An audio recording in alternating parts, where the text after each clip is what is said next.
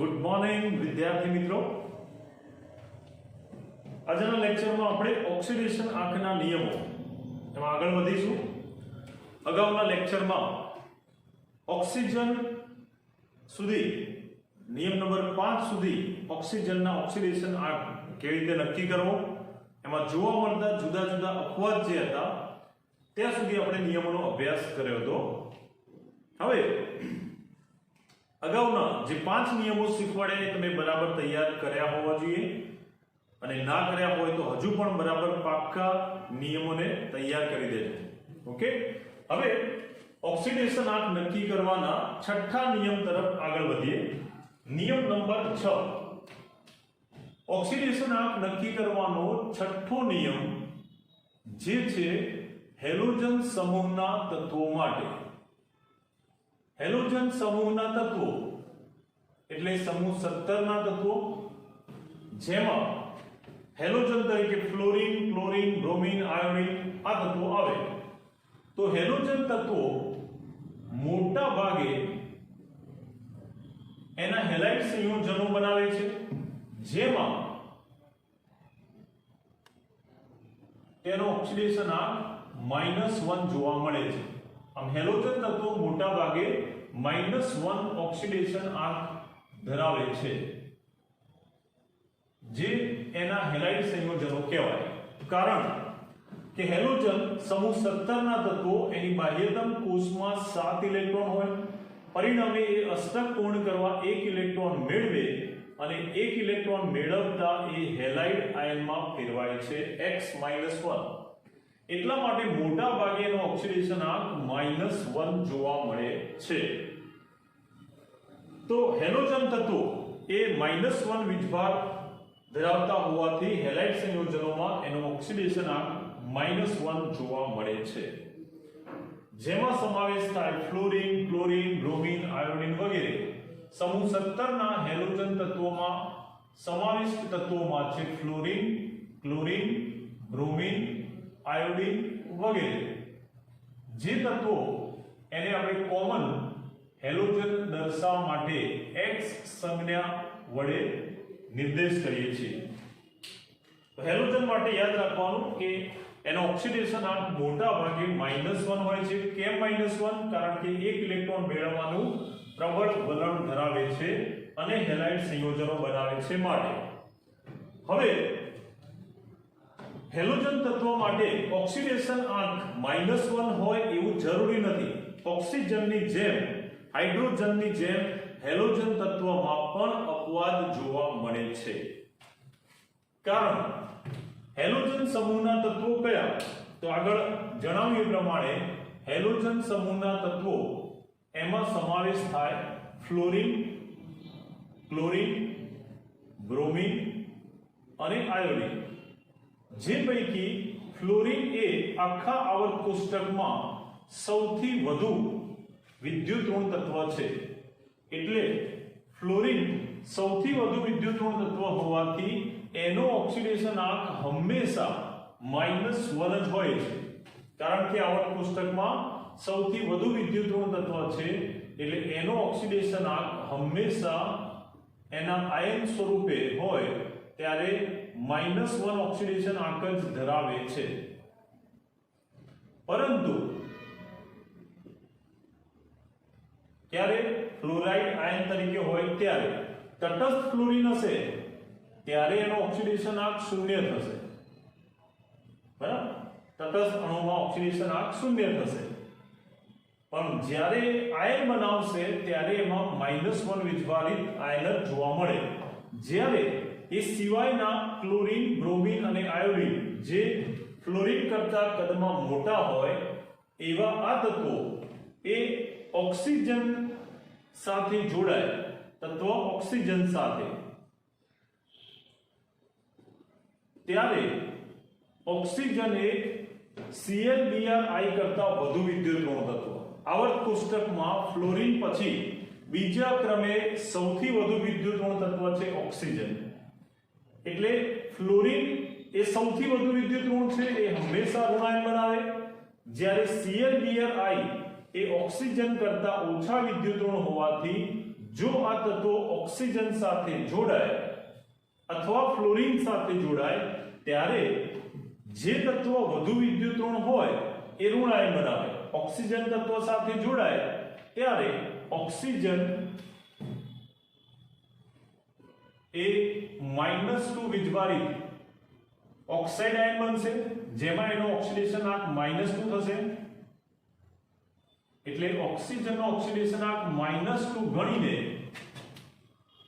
Halogen તરીકે બાકી રહેલા તત્વો ClBrKi X ClBrKi એ ધન ઓક્સિડેશન આંક ધરાવશે.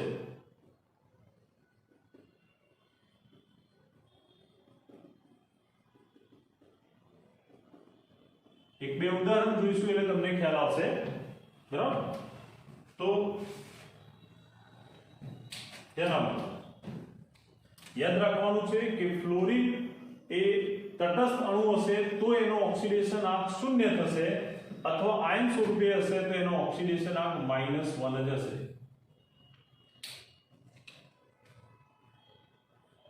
તટસ્થ અણુ એ તો આગળ નિયમ જોઈ ગયા આપણે કે તટસ્થ અણુ હોય F2 તો એ વખતે એનો ઓક્સિડેશન આંક 0 થશે. હવે હેલોજન તત્વના ઓક્સિડેશન આંક આ નિયમ મુજબ બે પ્રકારના હોઈ શકે. ફ્લોરીનનો તો હંમેશા -1 હોય અથવા તટસ્થ અણુમાં 0 હોય, પણ એ સિવાય ClBrKi એ -1 ઓક્સિડેશન આંક ઉપરાંત ધન ઓક્સિડેશન આંક પણ ધરાવે છે. જ્યારે એ એના કરતા વધુ વિદ્યુતઋણ એવા ઓક્સિજન તત્વ સાથે જોડાય ત્યારે આ ClBrKi નો ઓક્સિડેશન આંક કેવો થશે? ધન ઓક્સિડેશન આંક ધરાવશે. તો એવા કેટલાક ઉદાહરણ જોઈએ. જેમ કે પહેલા નિયમ મુજબ આ જે નિયમ દર્શાવો આપણે એના ઉદાહરણ જોઈએ. ફોર એક્ઝામ્પલ HCl અથવા તો KBr આ બધા સંયોજનોમાં હેલોજનનો ઓક્સિડેશન આંક -1 થશે હેલાઇડ આયન તરીકે. એ રીતે આ બ્રોમિન -1. હાઇડ્રોજનનો ઓક્સિડેશન આંક અહીંયા +1 થશે નિયમ 4 અનુસાર. સામાન્ય રીતે આગળ રહેલો આયન એ ધન આયન હોય અને પાછળ હશે ઋણ આયન હોય, સિવાય કે કેટલાક અપવાદમાં જે આપણે આગળ જોઈશું. બ્રોમાઇડ -1 થશે કારણ કે આલ્કલી ધાતુ તત્વ પોટેશિયમ એનો ઓક્સિડેશન આંક +1 થાય તો એને અનુરૂપ બ્રોમાઇડ -1 થશે. આ મોટા ભાગે હેલાઇડ સંયોજનોમાં હેલોજનનો ઓક્સિડેશન આંક -1 થાય છે. પરંતુ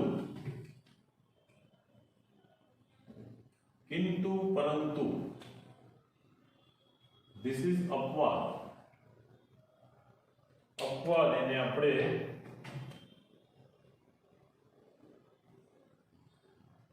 હાઇલાઇટ કરીશું. બરાબર? આ છે અપવાદ, જેમાં ClBrKi નો ઓક્સિડેશન આંક ધન થાય. તો એવા કેટલાક ઉદાહરણ જોઈએ, ધ્યાન આપજો. દાખલા તરીકે Cl2O6 આ એક ક્લોરીનનો ઓક્સાઇડ સંયોજન છે. આગળ જણાવ્યું એમ ઓક્સિજન એ ક્લોરીન કરતા વધુ વિદ્યુતઋણ છે. એટલે જ્યારે આપણે ક્લોરીનનો ઓક્સિડેશન આંક શોધીએ તો એ વખતે ઓક્સિજનનો ઓક્સિડેશન આંક -2 ઋણ ઓક્સાઇડ લઈ અને ગણવો પડશે. તો આમાં ક્લોરીનનો ઓક્સિડેશન આંક શોધવો છે. જો કેવી રીતે ગણતરી કરીશું ધ્યાન આપજો. Cl2O6 એમાં ક્લોરીનનો ઓક્સિડેશન આંક આપણે શોધવો છે. તેની ગણતરી આ પ્રમાણે કરી શકાય. અહીંયા કુલ જે ક્લોરીન અને ઓક્સિજનના પરમાણુ છે એના ઓક્સિડેશન આંક ગણીએ. આખા અણુનો કુલ ઓક્સિડેશન આંક થશે સંયોજન તટસ્થ હોવાથી 0. જેમાં કયા પરમાણુ છે તો 2 ક્લોરીન અને 6 પરમાણુ છે ઓક્સિજન. 2 ક્લોરીન અને 6 ઓક્સિજન, જેનો કુલ ઓક્સિડેશન આંક સંયોજન તટસ્થ હોવાથી 0 થાય. હવે ક્લોરીન કરતા ઓક્સિજન વધુ વિદ્યુતઋણ હોય એટલે ઋણ આયન બનાવે. ઋણ આયન કયો બને? Oxide O-2. આ ઓક્સિજનનો ઓક્સિડેશન આંક જો -2 હોય તો આ -2 * 6 એટલે -12 થશે. જે 2 ક્લોરીનનો ઓક્સિડેશન આંક થશે માઈનસ બીજી બાજુ લઈ જતા +12 થશે જે 2 ક્લોરીનનો ઓક્સિડેશન આંક થાય તો 1 ક્લોરીનનો ઓક્સિડેશન આંક કેટલો થશે તો આ 2 આ બાજુ લઈ જતા ભાગાકારમાં જશે એટલે ક્લોરીનનો ઓક્સિડેશન આંક થશે +6 આમ ક્લોરીનનો ઓક્સિડેશન આંક આપેલા સંયોજનમાં થાય છે +6 જે ઓક્સાઇડ ઓનો -2 ઓક્સિડેશન આંક ગણીને નક્કી કરવામાં આવે છે આ જ પ્રમાણે બીજું એક ઉદાહરણ જોઈએ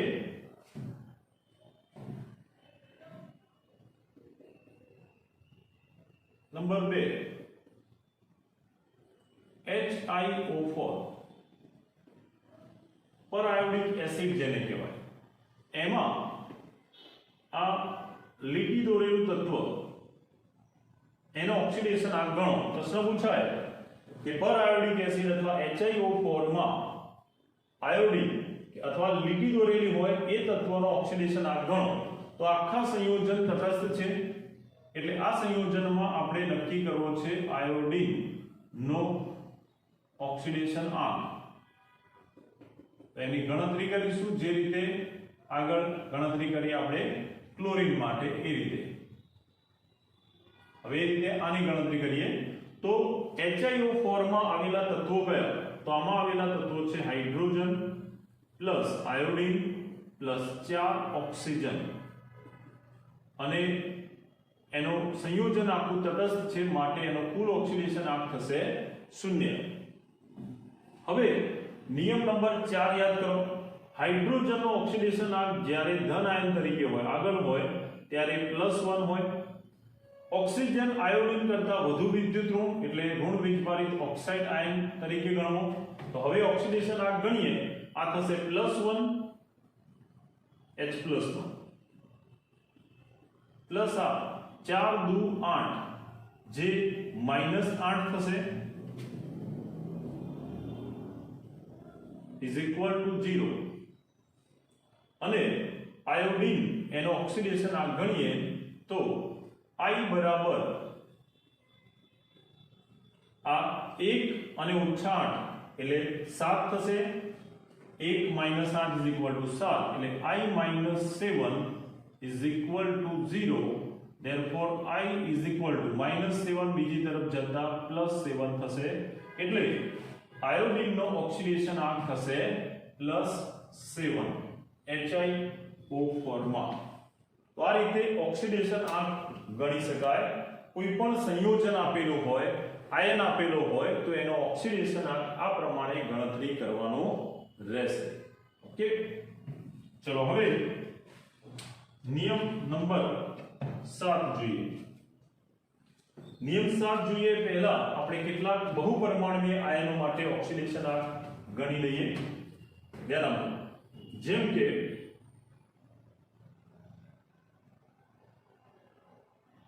PO4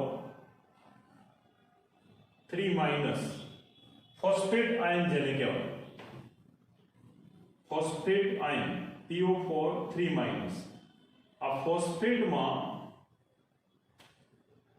લીટી દોરેલ તત્વ ફોસ્ફરસ એનો ઓક્સિડેશન આંક ગણવો છે તો કેવી રીતે ગણીશું ધીમે ધીમે આપણે મોઢે ગણી શકીએ એ પ્રમાણે તમારે ગણતરી કરતા રહેવાનું રહેશે ફોસ્ફરસ પ્લસ 4 ઓક્સિજન અને કુલ ઓક્સિડેશન આંક કેટલો તો આ કુલ ઓક્સિડેશન આંક છે -3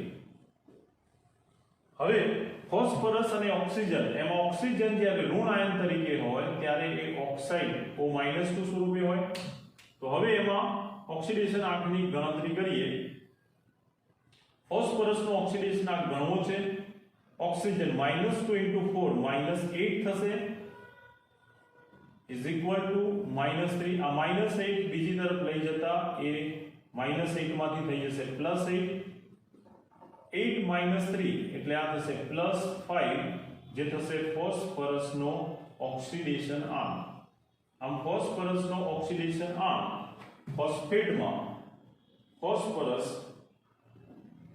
નો ઓક્સિડેશન આંક થશે પેલો +5 જેની ગણતરી અહીંયા દર્શાવેલી છે. આ જ પ્રમાણે કોઈ પણ બહુપરમાણુય આયન આપેલું હોય તો એનો ઓક્સિડેશન આંક આપણે સરળતાથી ગણી શકીએ. એક વધુ સંયોજન જોઈએ. HbRO3 સંયોજન છે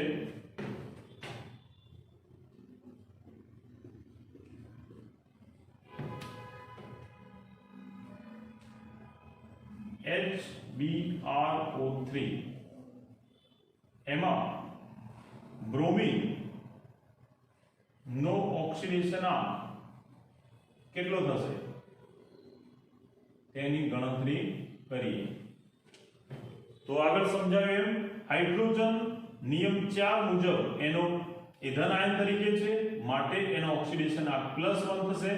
ઓક્સિજન પાછળ ઋણ આયન ઓક્સાઇડ તરીકે છે, જેનો ઓક્સિડેશન આંક -2 તરીકે ગણીશું.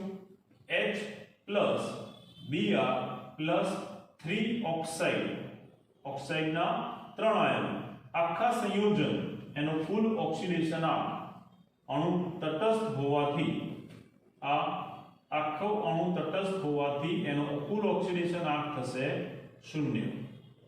હવે હાઇડ્રોજનનો ઓક્સિડેશન આંક જે હતો +1 નિયમ 4 મુજબ, બ્રોમિન એનો ઓક્સિડેશન આંક શોધવો છે એટલે એને એમને મૂકીશું, પ્લસ -2 * 3 આ થશે -6 is equal to 0. બ્રોમિન એને કરતા બનાવીએ તો Br -6 + 1 એટલે આ થશે -5 is equal to 0. તો બ્રોમિન -5 ને પેલી બાજુ લઈ જતા જમણી બાજુ લઈ જતા બ્રોમિન નો ઓક્સિડેશન આંક થશે +5. આમ બ્રોમિન નો ઓક્સિડેશન આંક HbRO3 માં થશે +5. તો આ રીતે કોઈ પણ ઓક્સિડેશન આંક તમે સરળતાથી ગણી શકો. એક બહુપરમાણુય આયન નો ઓક્સિડેશન આંક ગણીએ. ધ્યાન આપો.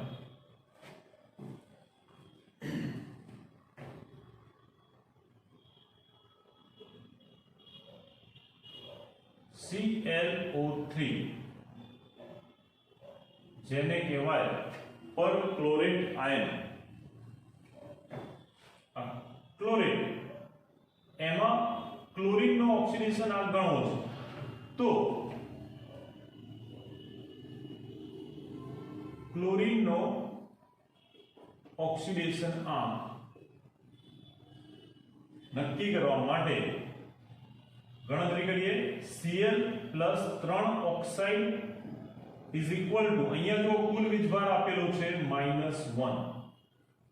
આખો બહુપરમાણુય આયન છે.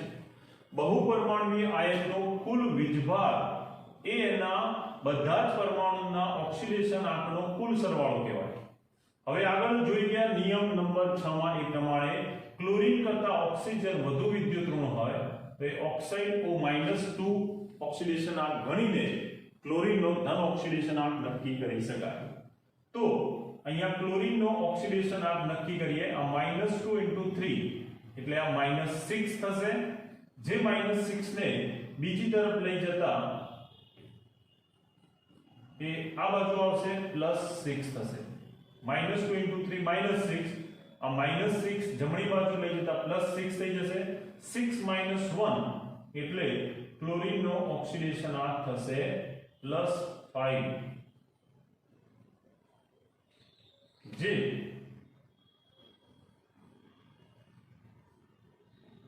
આ પ્રમાણે ગણી શકાય.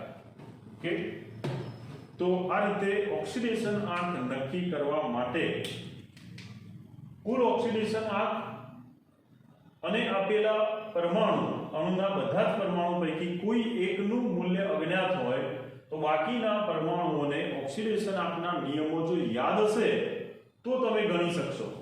તમને યાદ હશે કે હાઇડ્રોજનનો ઓક્સિડેશન આંક ધન હોય ત્યારે +1 લેવો. તમને યાદ હશે કે ઓક્સિજન Cl Br કે I માટે -2 ઓક્સિડેશન આંક લઈ અને હેલોજનનો ધન ઓક્સિડેશન આંક થશે. તો નિયમો યાદ હશે તો તમે સહેલાઈથી નક્કી કરી શકશો. ઓકે, અને ઓક્સિડેશન આંકના મૂલ્ય જો સાચા નક્કી કરી શકશો તો જ તમે આગળ રેડોક્સ સંતુલિત કરવાનું કાર્ય એને સરળ બનાવી શકશો. એટલે ફરીથી ઓક્સિડેશન આંકના નિયમો પહેલા નિયમથી લઈ અને છેલ્લા નિયમ સુધી બધા જ નિયમો પરફેક્ટ તૈયાર કરી દેજો.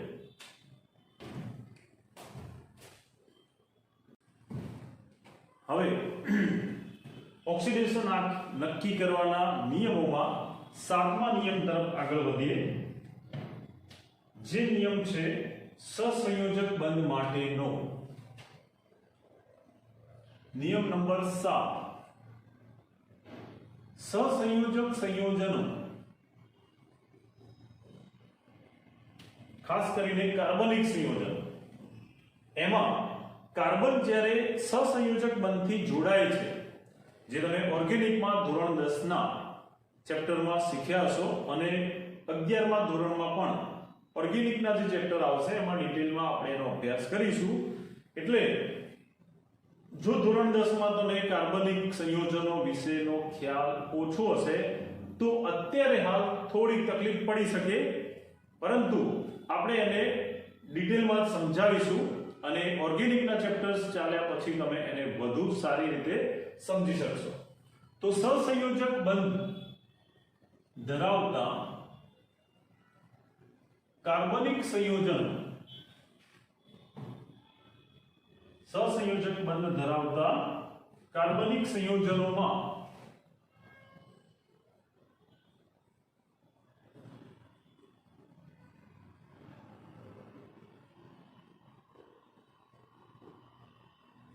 કાર્બન તત્વનો ઓક્સિડેશન આંક, કાર્બન તત્વનો ઓક્સિડેશન આંક તેની આસપાસ જોડાયેલા અન્ય તત્વો જેમ કે હાઇડ્રોજન અથવા ક્લોરીન, ઓક્સિજન વગેરે જેવા તત્વોના ઓક્સિડેશન આંકના આધારે મેળવવામાં આવે છે. તો સહસંયોજક બંધ ધરાવતા કાર્બનિક સંયોજનોમાં કાર્બનનો ઓક્સિડેશન આંક જુદો જુદો મળે છે, જે તેની સાથે જોડાયેલા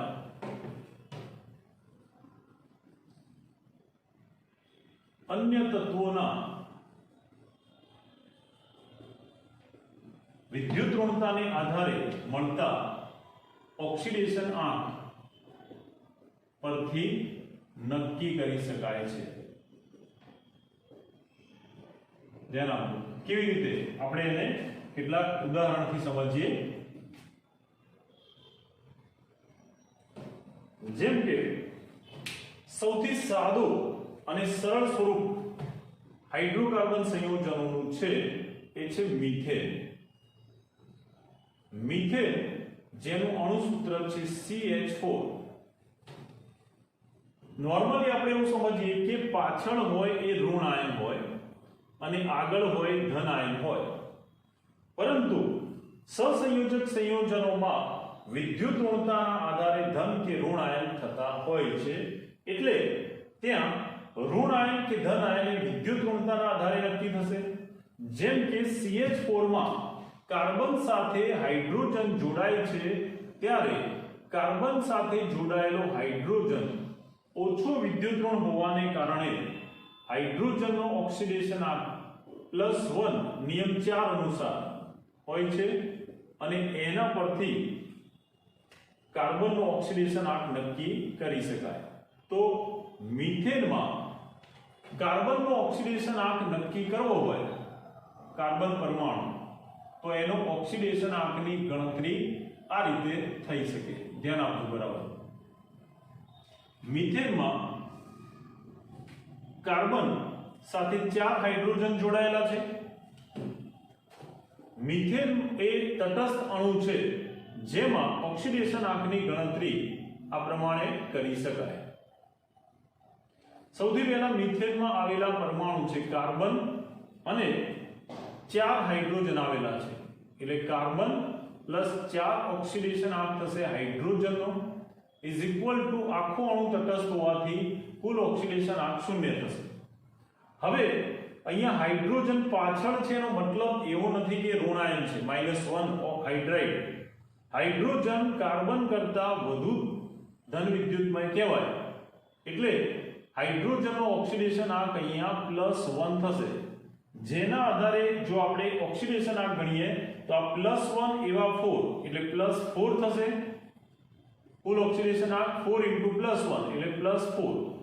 જે કાર્બનનો ઓક્સિડેશન આંક ગણવા માટે જમણી બાજુએ લઈ જતા આ +4 જમણી બાજુ જતા -4 થશે.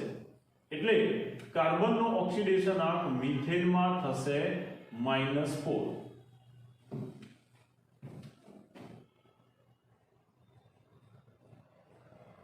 આ જ પ્રમાણે જો મિથેનને બદલે આપણે ઉદાહરણ લઈએ CCl4 કાર્બન ટેટ્રાક્લોરાઇડ. બીજું ઉદાહરણ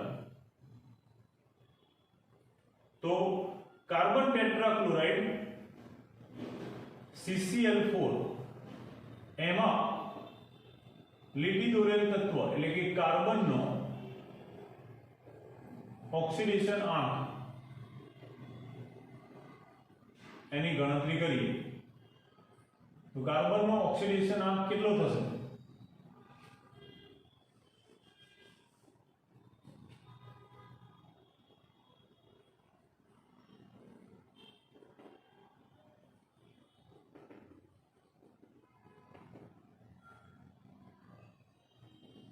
ધ્યાન આપજો, ગણતરી કરીએ. કાર્બન ટેટ્રાક્લોરાઇડ CCl4 એમાં પણ મિથેનની જેમ જ ઓક્સિડેશન આંક ગણીએ તો આપણે જોઈએ કે કાર્બનની સાપેક્ષે ક્લોરીન જે છે 4 પરમાણુ ક્લોરીનના, 1 પરમાણુ કાર્બન, 4 ક્લોરીન, આખું સંયોજન તટસ્થ હોવાથી કુલ ઓક્સિડેશન આંક 0 થશે. હવે ક્લોરીન હમણાં જ નિયમ જોઈ ગયા આપણે, છઠ્ઠો નિયમ કે હેલોજન સંયોજનો મોટા ભાગે ઋણ આયન તરીકે હોય હેલાઇડ તરીકે, ત્યારે એનો ઓક્સિડેશન આંક -1 હોય છે. કારણ કે એ 7 ઇલેક્ટ્રોન હોવાથી 1 ઇલેક્ટ્રોન મેળવવાનું પ્રબળ વલણ ધરાવે. અહીંયા ક્લોરીન ઇલેક્ટ્રોન મેળવતું નથી. કેવો બંધ રચાય છે? અહીંયા સહસંયોજક બંધ. એટલે 100% ઇલેક્ટ્રોન આપતો કે મેળવતો નથી. જેમ કાર્બન સાથે જોડાયેલો હાઇડ્રોજન એ ઇલેક્ટ્રોન ગુમાવતો નથી પણ એ કાર્બન તરફ ઇલેક્ટ્રોન આકર્ષાય છે, માટે આ +1 થશે. એ જ રીતે આ પણ +1 ઇલેક્ટ્રોન કાર્બન તરફ ભાગીદારીના જવાને કારણે, આ બંધના ઇલેક્ટ્રોન પણ કાર્બન તરફ વધુ આકર્ષાવાને કારણે આ +1, અને એ જ રીતે આ CH બંધના ઇલેક્ટ્રોન પણ કાર્બન તરફ જવાને કારણે આ +1 થશે. એટલે આ +1 તો આ -1, આ +1 તો આ -1, આ +1 તો આ -1, આ +1 તો આ -1, એમ કુલ 4 હાઇડ્રોજનનો +4 થશે. તો કાર્બનનો -1 -1 લેખે -4 થશે. સેમ એ રીતે અહીંયા ક્લોરાઇડ એનો જે બંધારણ જો આપણે દોરીએ તો CCl4 નું બંધારણ એ આની જેમ જ દોરી શકાય. આ રીતે CCl4 માં કાર્બન સાથે 4 ક્લોરીન જે જોડાય છે સહસંયોજક બંધ બનાવીને, એમાં ક્લોરીન કાર્બન કરતા વધુ વિદ્યુતઋણ છે એટલે ભાગીદારીના ઇલેક્ટ્રોન ક્લોરીન તરફ રહેતા એ આંશિક ઋણ બનશે. આમ ભાગીદારીના ઇલેક્ટ્રોનને કારણે આંશિક ઋણ -1 વીજભાર લઈએ તો આ +1 થશે. એવા કુલ 4 -1 એટલે કાર્બનનો ઓક્સિડેશન આંક થાય +4. જે ગણતરી કરીએ તો પણ -1 * 4 એટલે આ થશે -4, જે જમણી બાજુ લઈ જતા કાર્બનનો ઓક્સિડેશન આંક થઈ જશે +4. આમ CCl4 માં કાર્બનનો ઓક્સિડેશન આંક થાય છે +4. તો આપણે જોઈ શકીએ કે કાર્બનિક સંયોજનમાં કાર્બન સાથે કયું તત્વ જોડાયેલું છે? ઓછું વિદ્યુતઋણ, તો ઓછા વિદ્યુતઋણ તત્વ ધન વીજભારિત અને કાર્બન એની સાપેક્ષે ઋણ બનશે. જો કાર્બન સાથે એના કરતા વધુ વિદ્યુતઋણ તત્વની ભાગીદારી થાય તો વધુ વિદ્યુતઋણ તત્વ ઋણ લઈ અને એની સાપેક્ષે કાર્બનનો ઓક્સિડેશન આંક ધન થતો હોય છે. કેટલીકવાર કાર્બનના એક કરતા વધુ પરમાણુ હોવા છતાં સહસંયોજક બંધમાં એના બંધારણને આધારે ઓક્સિડેશન આંક ગણવો પડે છે. જે આગળ સમજાવ્યું એમ જો તમે કાર્બનિક સમૂહો ક્રિયાશીલ સમૂહનું બંધારણ જાણતા હશો, ધોરણ 10 માં શીખ્યા હશો, તો તમને એ સરળ થઈ જશે. નહીતર તમારે અહીંયા ધ્યાન આપવું પડશે અને 11માના ઓર્ગેનિકના ચેપ્ટર ચાલ્યા પછી આ તમારા માટે ઈઝી થઈ જશે. ત્યાં સુધી તમારે થોડું વધારે મહેનત કરવી પડશે. ઓકે, તો ધ્યાન આપજો. નંબર 3, ઉદાહરણ નંબર 3 જોઈએ આપણે. દાખલા તરીકે આલ્ડીહાઇડ સંયોજન લઈએ. હવે આલ્ડીહાઇડ સંયોજન એટલે શું તમે શીખી ગયા. આલ્ડીહાઇડ સંયોજન જેમાં CHO સમૂહ આવેલો હોય એને આલ્ડીહાઇડ સમૂહ કહેવાય. આવા આલ્ડીહાઇડના કેટલાક ઉદાહરણ જોઈએ. મિથેનોલ અને બીજો અણુ લઈએ આપણે ઇથેનોલ. બંને આલ્ડીહાઇડ છે, અનુક્રમે એક કાર્બન ધરાવતો આલ્ડીહાઇડ, બે કાર્બન ધરાવતો આલ્ડીહાઇડ. મિથેનોલનું બંધારણ એનું સૂત્ર થશે HCHO, એક કાર્બન ધરાવતો આલ્ડીહાઇડ મિથેનોલ. ઇથેનોલ બે કાર્બન ધરાવતો આલ્ડીહાઇડ CH3CHO, આ બે કાર્બન ધરાવતો આલ્ડીહાઇડ થશે. હવે એનું બંધારણ જોઈએ અને એના ઉપરથી ઓક્સિડેશન આંક નક્કી કરવાનું રહેશે. ધ્યાન આપજો. આલ્ડીહાઇડનું બંધારણ આ પ્રમાણે થાય. આલ્ડીહાઇડ CHO એમાં કાર્બન સાથે ઓક્સિજન જે છે એ દ્વિબંધથી જોડાય આ રીતે, અને એની સાથે હાઇડ્રોજન જોડાશે. એ જ રીતે આ થયો આલ્ડીહાઇડ સમૂહ. હવે મિથેનોલમાં કાર્બોનિલ, આ સમૂહને કાર્બોનિલ સમૂહ કહેવાય. જે સમૂહમાં કાર્બન સાથે ઓક્સિજન દ્વિબંધથી જોડાયેલો હોય, કાર્બન અને ઓક્સિજન દ્વિબંધથી જોડાય, કાર્બનની સંયોજકતા 4, એટલે આ પ્રમાણે સમૂહ દર્શાવી શકાય. જે સમૂહને કાર્બોનિલ સમૂહ કહે છે. આ કાર્બોનિલ સમૂહ એમાં કાર્બન ઓક્સિજન સાથે દ્વિબંધથી જોડાયેલો હોય. મિથેનોલમાં કાર્બન ઓક્સિજન સાથે દ્વિબંધથી જોડાય અને સિવાય આ બંને હાઇડ્રોજન કાર્બનની 4 સંયોજકતા પૂર્ણ થાય એ રીતે જોડાય છે. હવે ધ્યાન આપજો.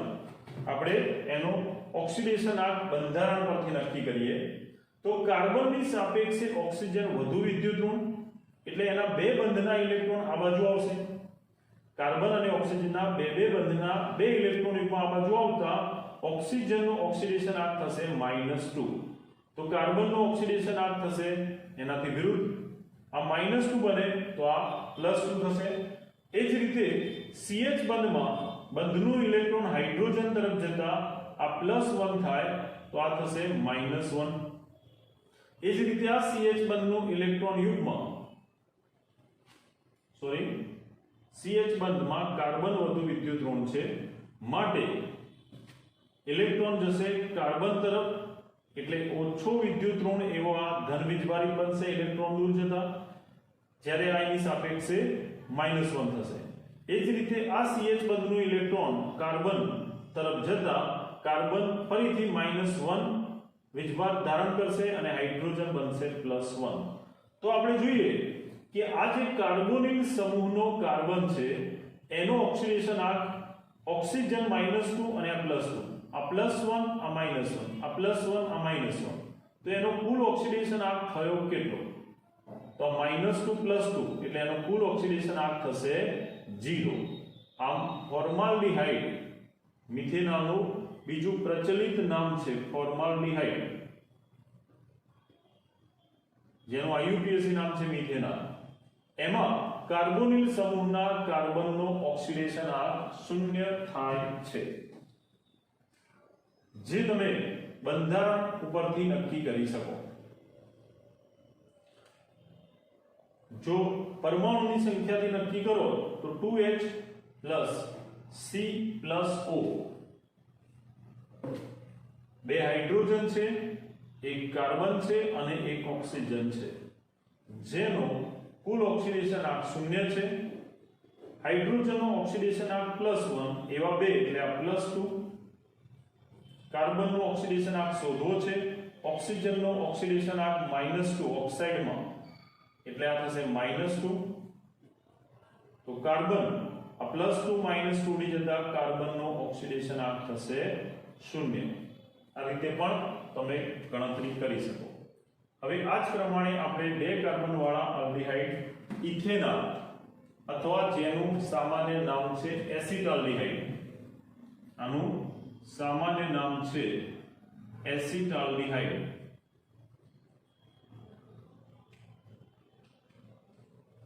તમારે અત્યારે સાદી રેડોક્સ આવશે. આ બધા JEE નીટ માટેના પ્રશ્નો કહેવાય જે તમારે 12મા પછી સોલ્વ કરવાના આવશે. પણ 11મામાં પણ VSQ બેઝ પ્રશ્ન તરીકે કોઈ વાર પૂછાય તો એને ધ્યાનમાં રાખીને તમારે આ તૈયાર કરવાનું રહેશે. It is for JEE and NEET.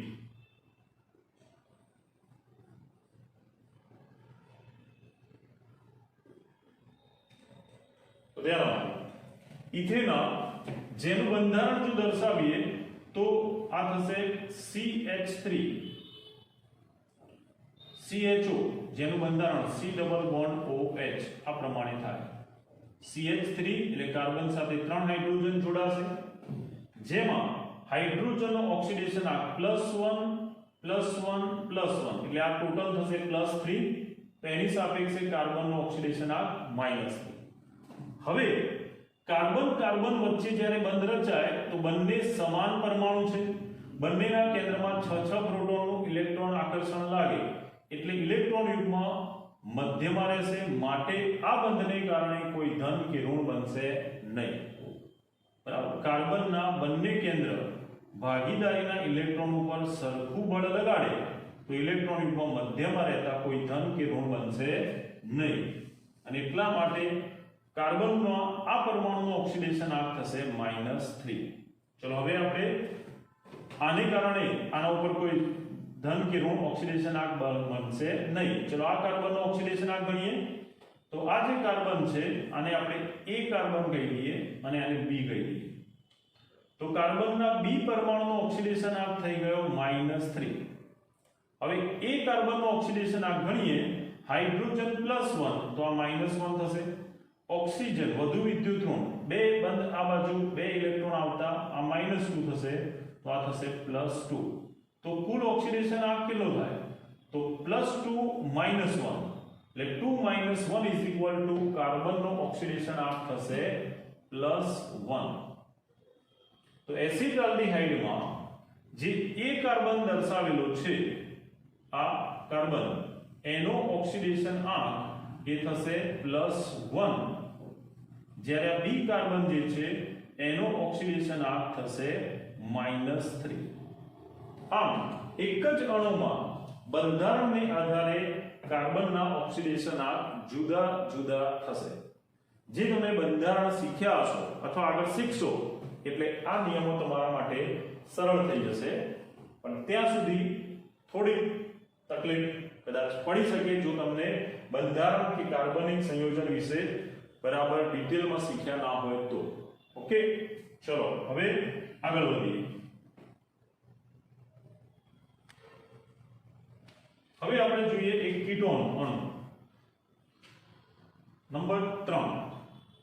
Ketone માટે આપણે લઈએ 3 કાર્બન વાળો કીટોન પ્રોપેનોન, જેનું પ્રચલિત નામ છે એસીટોન. 3 કાર્બન ધરાવતું કીટોન પ્રોપેનોન એનું બંધારણ કંઈક આ પ્રમાણે થાય. CH3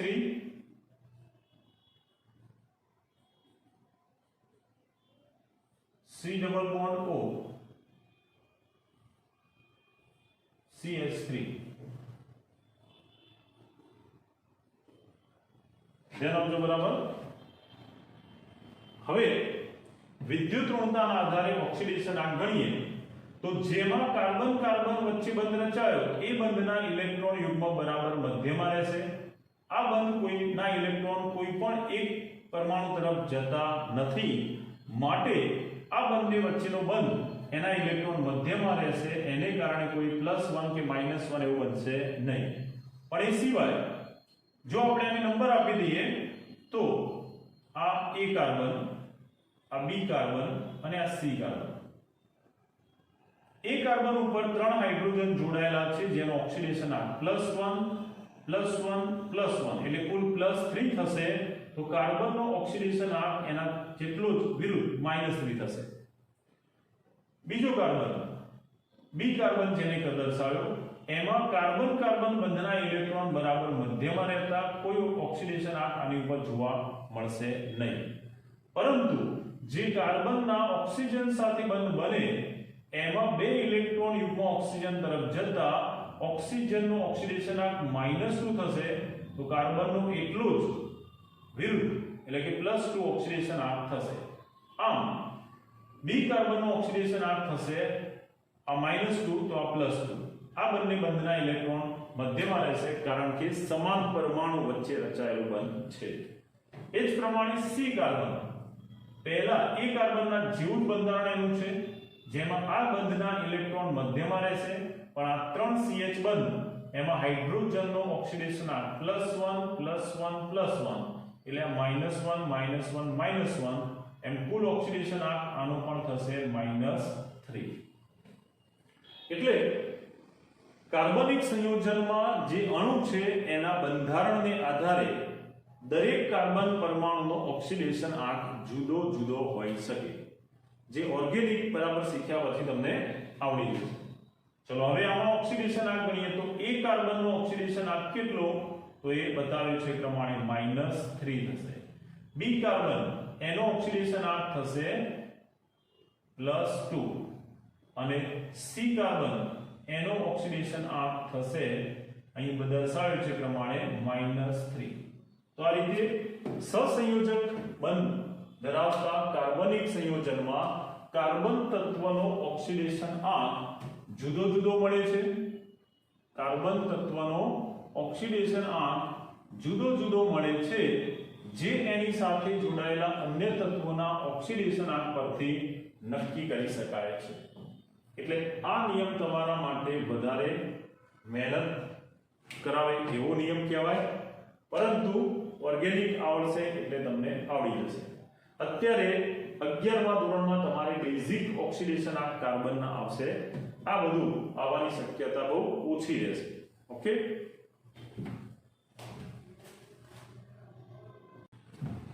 હવે 7મા નિયમમાં બીજા કેટલાક અણુઓની વાત કરીએ, કેટલાક સંયોજનો જેમ કે કાર્બોક્સિલિક એસિડ સંયોજન.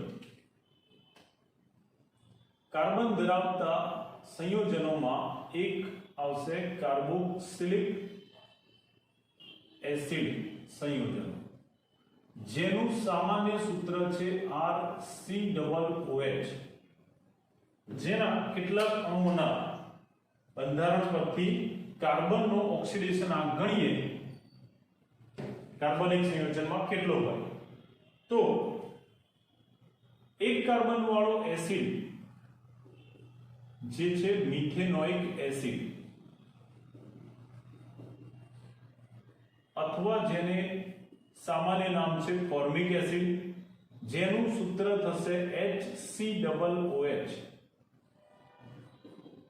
હવે એમાં આપણે આ લીટી દોરેલા કાર્બન એનો ઓક્સિડેશન આંક ગણવો છે.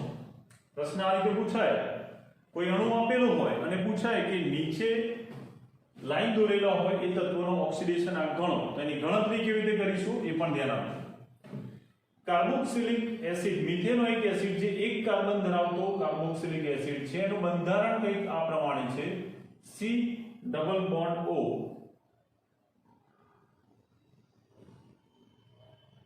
OH આ કાર્બોક્સિલિક એસિડનું બંધારણ થશે. એમાં હાઇડ્રોજન જોડાયેલો છે એટલે આ થશે H C double bond O. એમાંનો એક ઓક્સિજન દ્વિબંધથી બીજો ઓક્સિજન સિંગલ બોન્ડથી અને હાઇડ્રોજન સાથે આ રીતે હાઇડ્રોક્સિલ બંધ બનાવે છે. હવે જો આપણે અહીંયા જો ઓક્સિડેશન આંકની ગણતરી કરીએ તો કાર્બન નો ઓક્સિડેશન આંક ગણવા માટે આપણે માત્ર આ પરમાણુઓનો જ ઓક્સિડેશન આંક ગણીશું. બરાબર, જો તમે સીધી ગણતરી કરવા જાઓ કે હાઇડ્રોજનનો ઓક્સિડેશન આંક +1 આનું +1 આ -2 અને -2 એટલે -4 અને આ +2 તો કાર્બનનો ઓક્સિડેશન આંક થશે +2 તો આવું દરેક કિસ્સામાં સાચું પડતું ના પણ હોય બરાબર જેમ કે અહીંયા આપણે અત્યારે હાલ ઓક્સિડેશન આંક ગણીએ તો ઓક્સિજનનો ઓક્સિડેશન આંક આ એક બંધના ઇલેક્ટ્રોન આ બાજુ જતા ઓક્સિજનનો CO બંધને કારણે ઓક્સિડેશન આંક -1 તો કાર્બનનો +1 એ રીતે આના એક અને એક કુલ બે ઇલેક્ટ્રોન યુગ્મ ઓક્સિજન તરફ આવતા આ -2 તો આ થશે +2 CH બંધ એના ઇલેક્ટ્રોન યુગ્મ કાર્બન તરફ જતા આ +1 તો આ થશે -1 તો એ રીતે જો આપણે ઓક્સિડેશન આંક ગણીએ તો આ ટોટલ +2 અને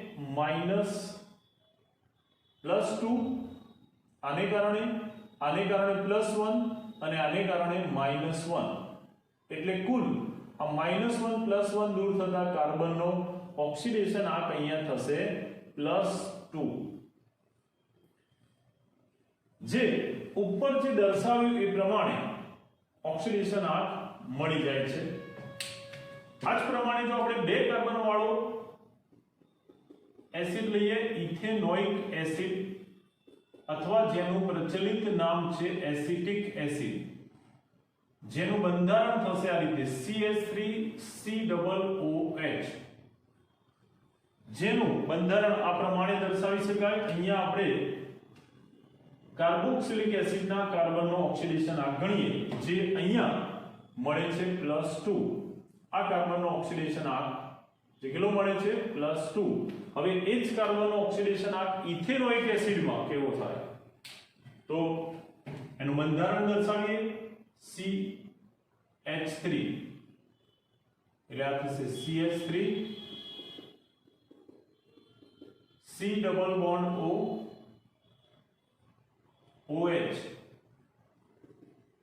હવે આપણે કાર્બન જે કાર્બોક્સિલિક એસિડનો કાર્બન છે આ કાર્બન એનો જ ઓક્સિડેશન આંક ગણવો છે તો એના બંધમાં CC બંધ એના ઇલેક્ટ્રોન બરાબર મધ્યમાં રહેશે કારણ કે બંને પરમાણુ સમાન કેન્દ્ર ધરાવે એટલે કોઈ પણ બાજુ ઇલેક્ટ્રોન જશે નહીં માટે કોઈ ઓક્સિડેશન આંક આ બંધને કારણે આ કે આ કાર્બન ઉપર ઉદ્ભવશે નહીં જો આ કાર્બનનો ઓક્સિડેશન આંક લઈએ તો આ +1 +1 એવા +3 એટલે આ કાર્બનનો ઓક્સિડેશન આંક થશે -3 હવે કાર્બોનિલ સમૂહનો કાર્બન જેનો આપણે ગણવો છે ઓક્સિડેશન આંક એમાં આ બંધને કારણે એ કોઈ વીજભાર ધારણ કરશે નહીં પરંતુ ઓક્સિજનના બે બંધના ઇલેક્ટ્રોન આ બાજુ આવતા ઓક્સિજન -2 તો કાર્બનનો ઓક્સિડેશન આંક +2 થશે એ રીતે આ CO બંધનો એક ઇલેક્ટ્રોન યુગ્મ ઓક્સિજન તરફ જતા આ -1 તો આ +1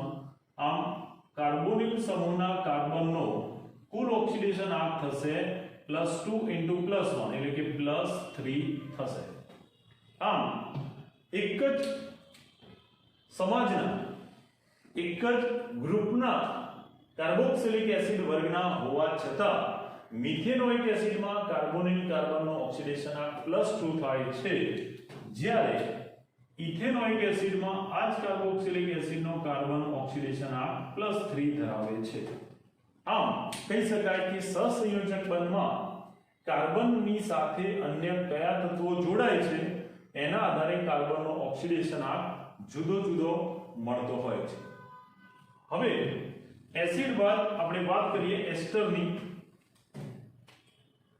કાર્બોક્સિલિક એસિડ સંયોજનો બાદ એસ્ટર સંયોજન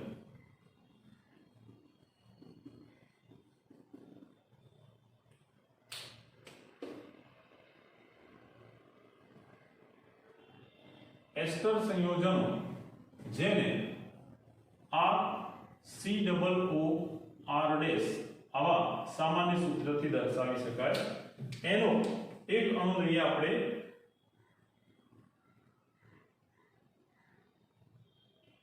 મિથાઇલ ઇથેનોઇડ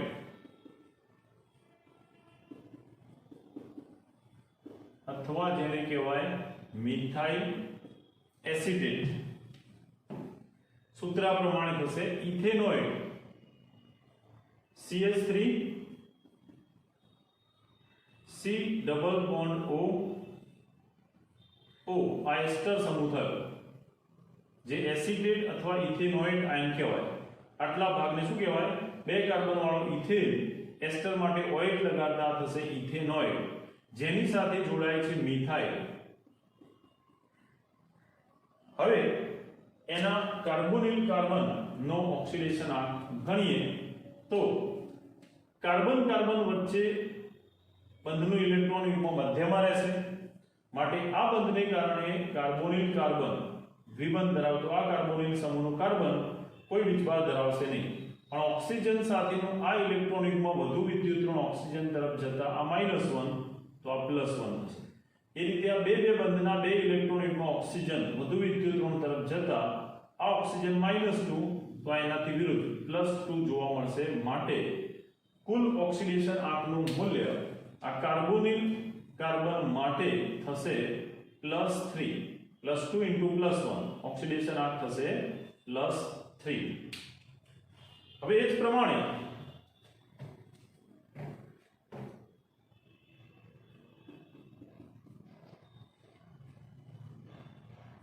મિથાઇલ મિથેનોઇડ બીજો એક એસ્ટર અણુ જોઈએ.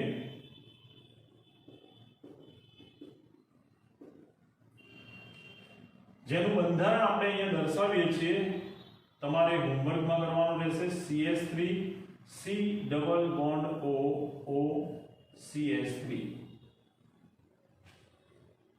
તો અહીંયા હાઇડ્રોજન આવશે HC ડબલ બોન્ડ O. એમાં આનો ઓક્સિડેશન આંક તમારે ગણવાનો છે.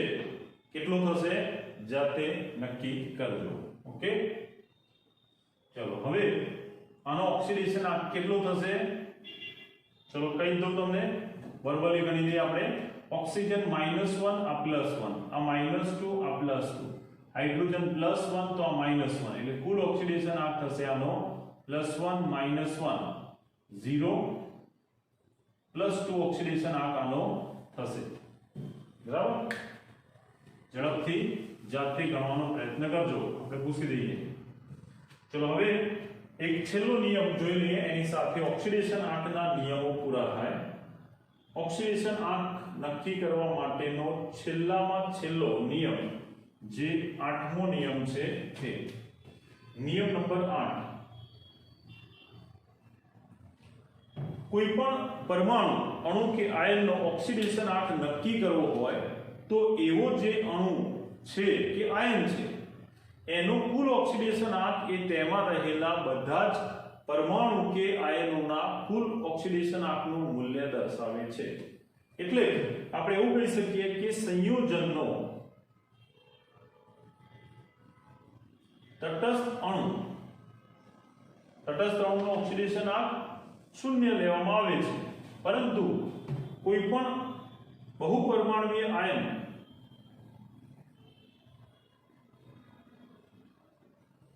કે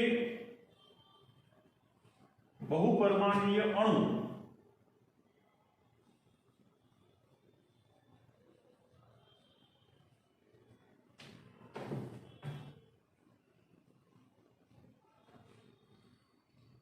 એનો કુલ ઓક્સિડેશન આંક તેમાં રહેલા બધા જ પરમાણુઓના ઓક્સિડેશન આંકના બેઝિક સરવાળા બરાબર થાય છે.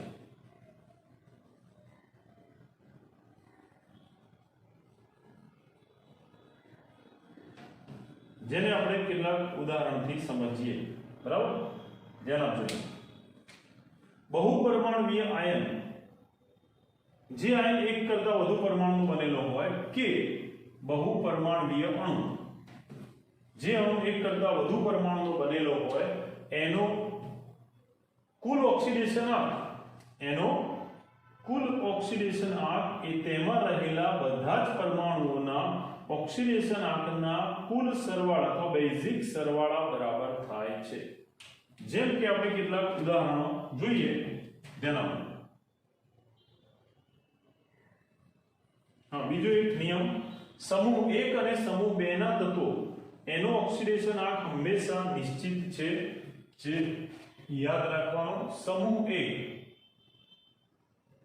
અને સમૂહ 2 એના તત્વો lithium, sodium, potassium, rubidium, caesium, francium, જે એક ઇલેક્ટ્રોન ગુમાવીને હંમેશા Na+1 અથવા આલ્કલી +1 જ ઓક્સિડેશન અવસ્થા ધરાવે.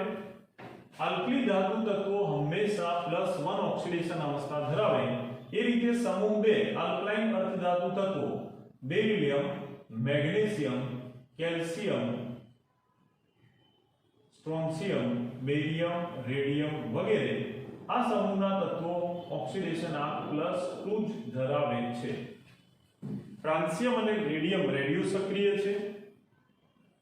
લિથિયમ અને બેરિલિયમ એ આલ્કલાઇન અથવા આલ્કલી ધાતુ તત્વોમાં નાના કદને કારણે અપવાદ દર્શાવી શકે, પરંતુ એ સિવાયના આ તત્વો જે છે એ હંમેશા ઓક્સિડેશન આંક +1 અને આ +2 જ ધરાવે છે, એટલે યાદ રાખવાનું.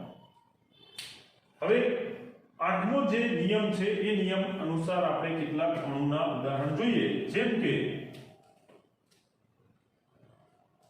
H2SO4, જેને સલ્ફ્યુરિક એસિડ કહેવાય છે, એવા H2SO4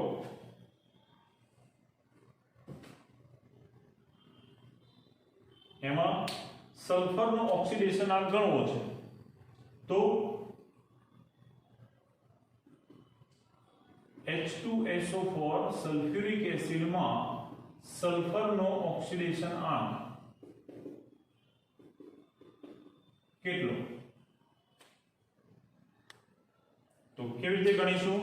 તો આ બહુપરમાણુય અણુ છે જેમાં રહેલા કુલ ઓક્સિડેશન આંક, આનો કુલ ઓક્સિડેશન આંક તટસ્થ હોવાથી 0 થશે, જે એમાં રહેલા બધા જ પરમાણુના ઓક્સિડેશન આંકના કુલ અથવા બેઝિક સરવાળા બરાબર થાય છે. કુલ ઓક્સિડેશન આંક 0 એ તેમાં રહેલા બધા જ પરમાણુના ઓક્સિડેશન આંકનો કુલ બેઝિક સરવાળો દર્શાવે છે. નિયમ 4 મુજબ હાઇડ્રોજનનો ઓક્સિડેશન આંક +1 હોય, એટલે આ થશે +1 * 2 + 2. સલ્ફર એનો ઓક્સિડેશન આંક આપણે શોધવો છે, એટલે એને એમને એમ લખીશું. ઓક્સિજન ઓક્સાઇડ સંયોજનોમાં એનો ઓક્સિડેશન આંક -2 થશે, જે ઓક્સાઇડ છે. આ પેરોક્સાઇડ, સુપર ઓક્સાઇડ એવો કોઈ અપવાદ છે નહીં, એટલે આને ઓક્સાઇડ ગણીને 4 * -2 એટલે -8 થશે, = 0. આ 2 - 8 એટલે -6 થશે, જે જમણી તરફ લઈ જતા સલ્ફરનો ઓક્સિડેશન આંક થશે +6. આમ કોઈ પણ અણુમાં રહેલો કુલ ઓક્સિડેશન આંક એ તે તત્વના, તેમાં રહેલા બધા જ તત્વોના બેઝિક ઓક્સિડેશન આંકના બેઝિક સરવાળા બરાબર થાય છે, જેના પરથી આપણે ઓક્સિડેશન આંકનું મૂલ્ય શોધી શકીએ છીએ. આ જ પ્રમાણે વધુ એક ઉદાહરણ જોઈએ. KNO3, જેને પોટેશિયમ નાઇટ્રેટ કહે છે, KNO3 પોટેશિયમ નાઇટ્રેટમાં નાઇટ્રોજનનો ઓક્સિડેશન આંક ગણવો છે. તો પોટેશિયમ પ્લસ નાઇટ્રોજનનો ઓક્સિડેશન આંક +3 * ઓક્સિજનનો ઓક્સિડેશન આંક = કુલ આખા અણુનો ઓક્સિડેશન આંક થશે 0.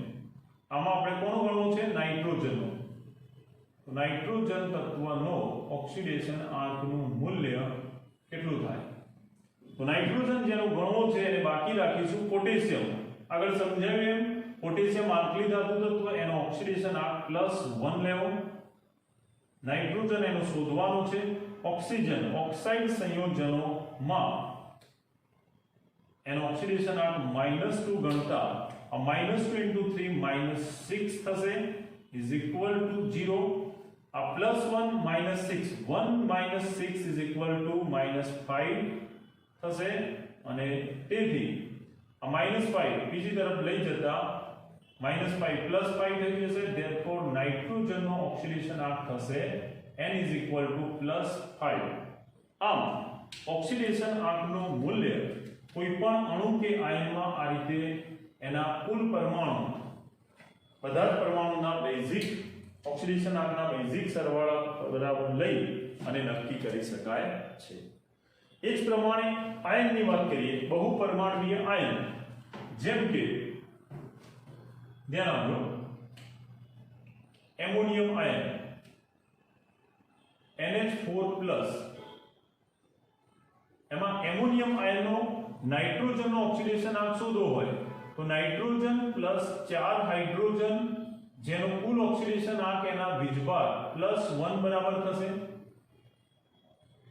હવે હાઇડ્રોજનનો ઓક્સિડેશન આંક +1 એવા 4 હાઇડ્રોજનનો +4 થશે, જેને બીજી તરફ લઈ જતા +4 આ બાજુ જતા -4 થઈ જશે. અહીંયા તો +1 અને આ 4 આ બાજુ જતા માઈનસ થઈ જશે, એટલે નાઇટ્રોજનનો ઓક્સિડેશન આંક થશે -3.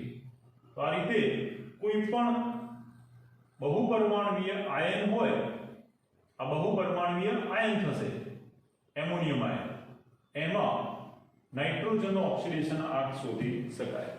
આવા ચોપડી કે રેફરન્સ બુકમાં તમારી પાસે બીજા પણ ઘણા બધા અણુઓ હશે જેનો તમે પ્રેક્ટિસ કરજો. હજુ આપણે બીજા કેટલાક અપવાદરૂપ અને જેમાં તમારે ધ્યાન આપવું પડે એવા અણુઓની પ્રેક્ટિસ કરીશું.